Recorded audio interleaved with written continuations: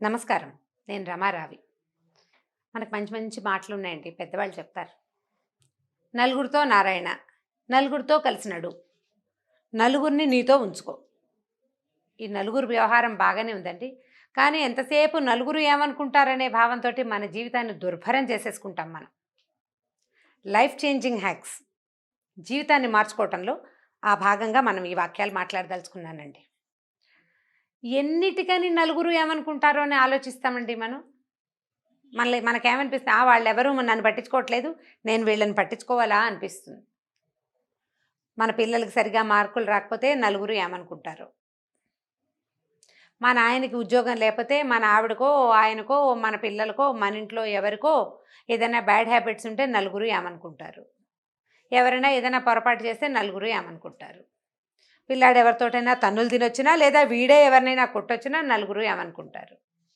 మన అమ్మాయి ఎవరితోటైనా స్నేహంగా ఉన్నా లేదా దాని ఫ్రెండ్స్ ఎవరైనా మన ఇంటికి వస్తే నలుగురు ఏమనుకుంటారు. చాలా బాధిస్తాయండి ఈ నలుగురు ఏమనుకుంటారు అనేది. నలుగురు 4 రకాలుగా చెప్పుకుంటారు. ఈ నలుగురికి పని పాట ఉండదు ఏమిటండి బొత్తిగాను. పని పాట ఉండదు. అసలు ఎవడి జీవితానికి వాడు పరిగెత్తే పరిస్థితిలో ఉంటే ఇప్పుడు ఎవరైనా ఏమైనా అనుకుంటారని ఏం చేస్తాం మనం? ముందు మనకి మన గురించి సాటిస్ఫాక్షన్ ఉండాలి ఫస్ట్. తప్పకుండా మిగిలిన వాళ్ళని పట్టించుకోవాలి, సమాజాన్ని పట్టించుకోవాలి. అయితే ఇది ఎంత మటుకు, ఎంతవరకు? సమాజం అంటే పెద్ద బయటికి వెళ్ళొద్దు, మన ఇంట్లోనే అనుకుందాం.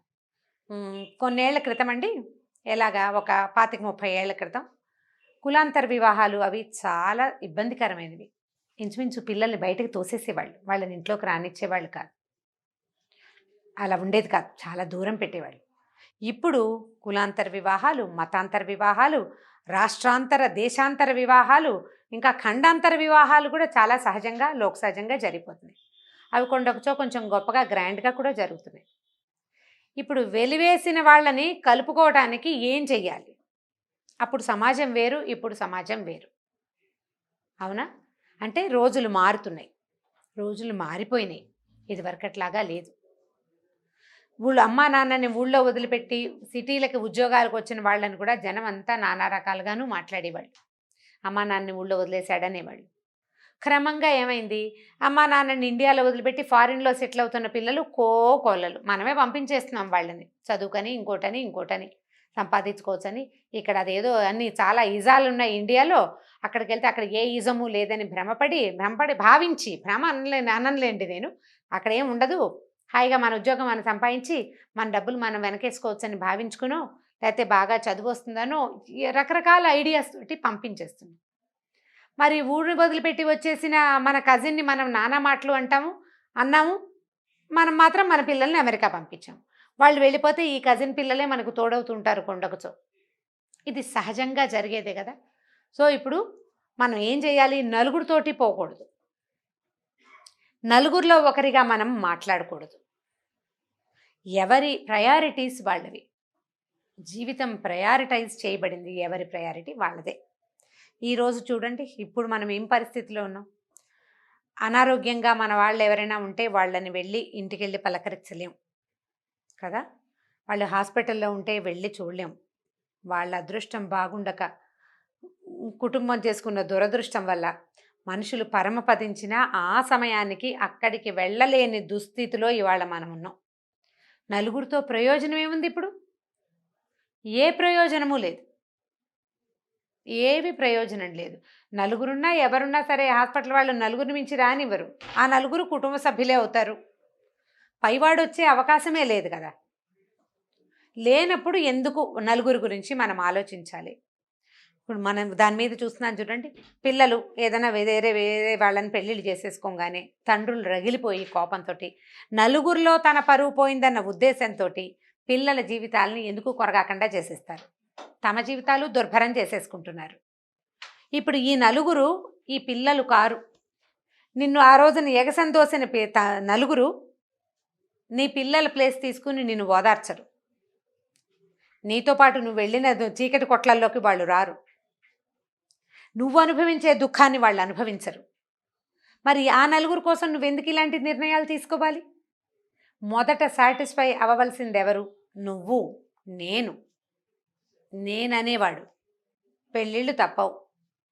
అది మనం చేసినా, వాళ్ళు చేసుకున్నా.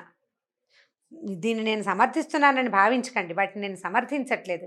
ఈ జరిగిపోయిన దాని కోసం ఇలా విపరీతమైన నిర్ణయాలు తీసుకోవటం ఎందుకు తీసుకుంటారు? ఇవి తమని తాము సాటిస్ఫై చేసుకోవటానికి కాదండి. చుట్టూతా ఉన్న నలుగురిని సాటిస్ఫై చేయటానికి. దీన్ని చూసి ఇంకొకళ్ళు దీన్ని కాపీ చేయటం. దాని మీద డిబేట్లు, దాని మీద మాట్లాడ్డాలు. నేనైతే అలా చేయను, నువ్వైతే ఇలా చేయవు, ఇంకా ఏవేమిటో మాట్లాడుకుంటాం మనం. ఇందులో ఏమైనా ప్రయోజనం ఉంది? నష్టపోయిన జీవితాలు వాళ్ళకి తిరిగి రావు. మనం మాట్లాడుకోవటం వల్ల ఎటువంటి ప్రయోజనం లేదు. ఊరికే బుబుసు పోక మనకి పని పాట లేక దాని మీద మాట్లాడుతూ ఉంటాం మనం. ఏం ప్రయోజనం అండి? కూతుర్ని పోగొట్టుకుని, ఆ అమ్మాయి భర్తని పోగొట్టుకుని, ఆ పిల్లకి చిట్ట పిల్ల పాపం, దానికి జీవితం లేదు, మీకు సంతోషం లేదు, మీకున్న ఆస్తి ఎవడు తింటాడో తెలీదు. ఏ ప్రయోజనం ఆశించి చేసినట్టు? తప్పులు కదా ఇవి. నలుగురు కోసం ఆలోచించి దుష్కరమైన వ్యవహారాల్లోకి పోవద్దు. మన పిల్లలు, వాళ్ళ చదువులు, వాళ్ళ భవిష్యత్తుకి వాళ్ళు తీసుకునే నిర్ణయాలు, లేదా మనం తీసుకునే నిర్ణయాలు, వాళ్ళ జీవిత భాగస్వామిని ఎన్నుకునే విషయాల్లో నలుగురంటే ప్రపంచం మన ఇల్లు దాటి నలుగురు కాదు, మన ఇంట్లో నలుగురు. పిల్లలు కూడా పేరెంట్స్ని సపోర్ట్ చేయాలి, పేరెంట్స్ని సాటిస్ఫై చేయాలి, వాళ్ళని ఏం చేయాలి? కన్విన్స్ చేయగలగాలి. కన్విన్స్ చేయండి, ఒకళ్ళనొకళ్ళు కన్విన్స్ చేసుకోండి. నా ఉద్దేశం ఇది, నా అభిప్రాయం ఇది, దీనికి నేను ఎందుకు చెప్తున్నాను, నువ్వు అర్థం చేసుకోమని అర్థమయ్యేలాగా చెప్పుకోండి. బయట నలుగురిని ఎందుకు ఇంట్లోకి తెచ్చుకుంటాం మనం అనవసరంగా కదా. కాబట్టి ఈ పని చేయొద్దండి. ఇది నేను బయట వేరే వ్యవహారం గురించి మాట్లాడాను, కానీ ఈ వ్యవహారం గురించి సీరియస్గా మాట్లాడే ఉద్దేశం నాకేం లేదు. ఇలా చెప్పాల్సి వచ్చిందని చెప్తున్నాను అంతే. నలుగురు కోసం చూడొద్దండి. మన అబ్బాయి ఎంపీసీలో చేర్పించాము, వాడు ఇంజనీరింగ్ అయిపోతుంది, ఏమిటో చేసేస్తాడు, ఏదో ఐఐటి కోచింగ్లో కూడా చేర్చాము, వాడికి అది రాలేదు, వాడి వల్ల కాదనమాట. నలుగురిలో నా పరువు పోతుంది, తోడుకోడళ్లలో నా పరువు పోతుంది, లేదా చుట్టాల్లో మా పరువు పోతుంది. మీ పరువు ఏమిటి? పిల్లవాడి భవిష్యత్తు కదా పోయింది, పరువులు కావు పోయేది అక్కడ. అసలు అట్లా ఆలోచించడం మానేసి ఈ పిల్లాడు వాడు ఒక యుద్ధవీరుడని, తన్ని గెలిపించడానికే వాడు పుట్టాడని భావించకూడదండి. అది చాలా పొరపాటు. ఇప్పుడు మా ఆయన తాగేసి వస్తున్నాడు అనుకోండి, ఎవరో ఒకళ్ళు మా ఆయన తాగేసి వస్తున్నాడంటే నలుగురిలో నా పరువు పోతుంది. వీడి ఆరోగ్యం, వాడి డబ్బు, నీతో అతని జీవితం ఇవి పోతున్నాయి. వీటిని గురించి కదా నువ్వు ఆలోచించాలి. నలుగురు సంగతి ఎందుకు? నలుగురు ముందు నా పరువు పోయిందని అనుకోవద్దు. మీరు దేనికి ఇంపార్టెన్స్ ఇవ్వాలో అదే మాట్లాడడానికి ప్రాక్టీస్ చేయండి. నాన్న నువ్వు సరిగ్గా చదువుకోకపోతే నీకు భవిష్యత్తు ఉండదు, రేపొద్దున నీకు సరిగ్గా ఉద్యోగం లేకపోతే, సరైన వ్యాపారం లేకపోతే, సరిగ్గా నువ్వు సెటిల్ అవ్వకపోతే నిన్నెవరు చూస్తారు? నలుగురిలో నా పరువు పోతుంది, చుట్టాల్లో మన పరువు పోతుంది ఇలాంటివి మాట్లాడకండి. అసలు అది వేస్ట్ అండి ఆ మాటలు. మొదట జీవితంలో మార్పు సాధించాలంటే నలుగురు గురించి ఆలోచించద్దు. కుటుంబం, సమాజం కోసం ఆలోచించాల్సిన విషయాలు చాలా ఉన్నాయండి. సమాజంలో ఈ వ్యవహారాలు లేవు. మీ ఇంటి వ్యవహారాలు సమాజానికి అక్కర్లే, అసలు అక్కర్లేదు. సమాజానికి కావాల్సింది ఏమిటి? చుట్టుపక్కల వాతావరణాన్ని శుభ్రంగా ఉంచడం, దాన్ని స్పాయిల్ చేయకపోవటం. అలాంటివి సామాజిక శ్రేయస్సు కోసం చేయవలసినవి, మన శ్రేయస్సు కోసం చేయవలసినవి రెండింటిని కలిపేసుకుంటున్నాం మనం.